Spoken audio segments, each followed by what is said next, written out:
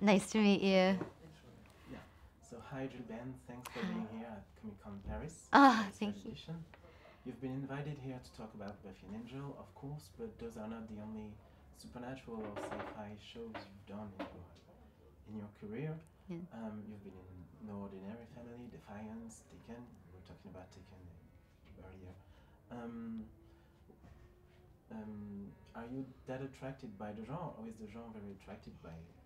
I don't know. It's like, what comes first, the chicken or the egg? I have no idea.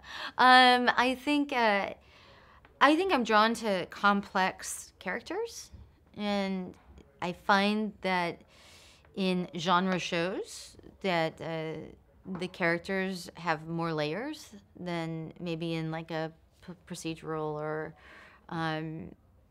just a regular drama. That on the page, the characters are more multi-layered. So that interests me more, if that makes sense. Mm-hmm.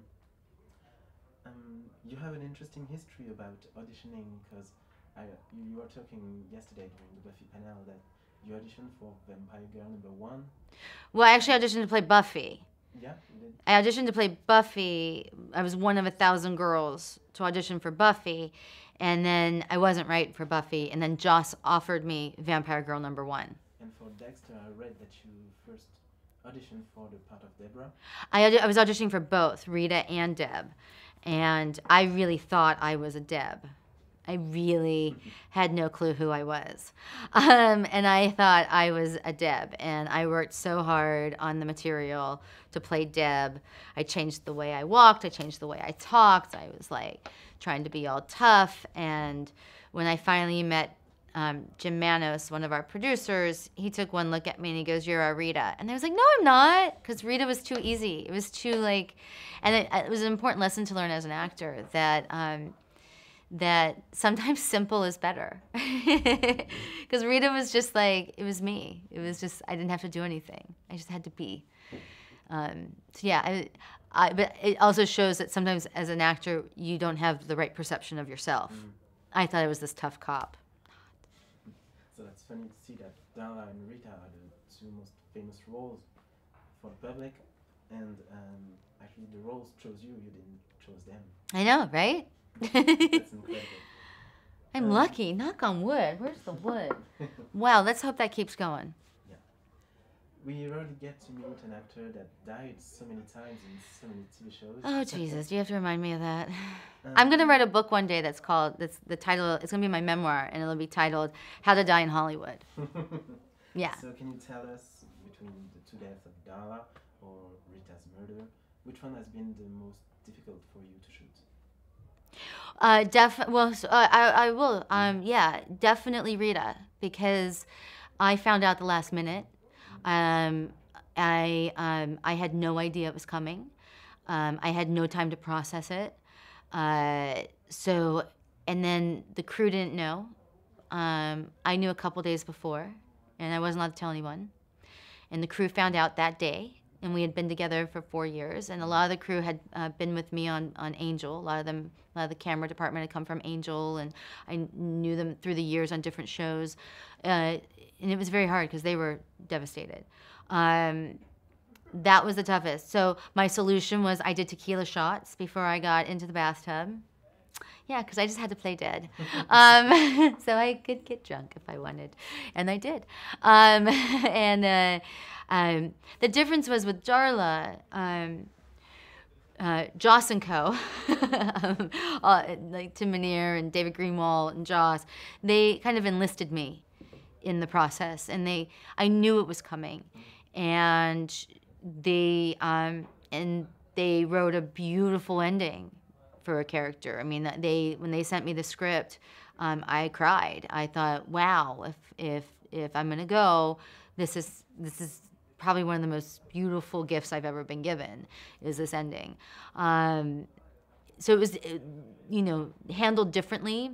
They made me feel a part of the decision versus Dexter. And I understand why Dexter did it. They didn't want any spoilers. They wanted to keep it under wraps. It was not in the script. So, at the table read, it was not, it wasn't in the script. Nobody knew. they wanted to be so protective of it, but what that did was it isolated me. It made it so shocking because it's also my job. Like I was like, I just lost my job.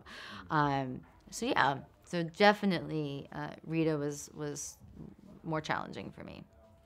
You said in an interview that you couldn't watch TV shows you were in after you left them. Yes. Can you explain us why? Because the magic's ruined. The magic's ruined. I know it's different. Like, I mean, listen, when I sit down and watch TV, I want to be entertained just like you do. And I want to be a part of, I want to get lost in the world that's being created. When I know how that world's being created, then I watch it from a more analytical standpoint. And I don't have that same journey that I would have if I was just a fan of a show. So it's better it loses that magic in that way because I know how they do. I'll be like, oh, I know how they do that, or I know what's going on here, or I know that's the facade. It's just a facade, and there's no real room behind there. And then they go to the stage, and the interiors in the stage, like the magic's ruined for me.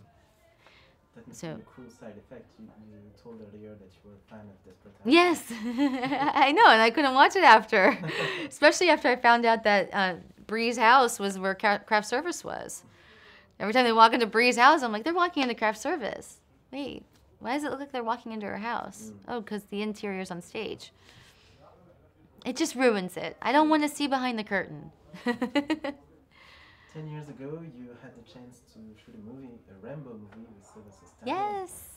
Can you tell us about that experience and the shooting in Thailand? Yeah, we spent 3.5 months in the jungles of Thailand, in the northern part of Thailand. Thank God you can't smell us off the screen because we smelled terrible. It was really hot. It was an amazing experience. I mean, to me, it was what I always imagined filmmaking to be. Sly directed the film as well, as starred in it, and produced it and wrote it. And there aren't very many people that can do all of that. And he does it effortlessly. I mean, and chaotically at the same time. We had 7 cameras rolling at once, which I'd never seen that many cameras on set. But he just covered everything. He was great. He's a really amazing director. He sets a really high bar, and he expects everyone to deliver at the same level, but he's delivering like even higher than that. There's a reason why he's as world famous as he is. I mean, his level of commitment to the job and the work that he's doing is tremendous. I have so much respect for him. He raised my own bar with my own work.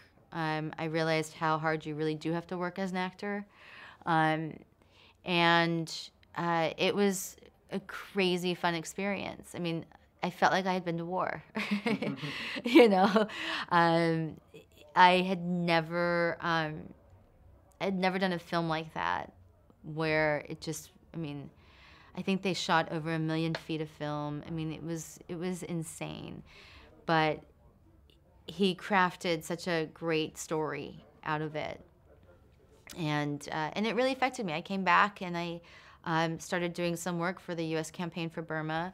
I had no idea what was going on in Burma at the time. When I read the script, I remember thinking, oh, this can't be right. Oh, this can't be right. And so I was Googling and shocked that there was, this mass genocide going on in a country that we didn't really hear much about. He brought a lot of attention to that part of the world with his film. Earlier in your panel this afternoon, you talked about screenwriters always killing off women, and the problem about aging in the entertainment. I wanted to talk about all the problems in America right now about women rights that are flouted and endangered by the politics, and you had an incredible polemic about Harvey Weinstein and all his misconduct for the past years. It might be a strange atmosphere to work in this day in the US. Do you have I know on Twitter you share a lot of your concerns about the politics of the United States. think it's going the wrong way? Yes. Yes, I do. But, you know, I always try to look at the silver lining. I always try to look at the positive. And the one thing this last election has done is it has shown our country the need to raise your voice, to get out and vote, to get involved. And I think it's amazing how it has done that. I don't really like to talk about politics too openly. I don't really share that much about politics on Twitter. I retweet a lot of things, but I don't necessarily give opinion. But I'm so impressed with how much action is being taken now. You know, and that's important, that our voices are heard as a woman, as a country, and as anybody in a minority role, that you use your voice and it's heard, and you use it in the right way. You have to vote. You have to vote in the smaller elections, not just for the President of the United States. You have to vote every time there's an election, and we have a lot of elections on local levels. You want to see your world change? You got to vote on a local level. You know, you got to change your community first before you can change the world. And you got to get involved. Thank you very much. Thank you.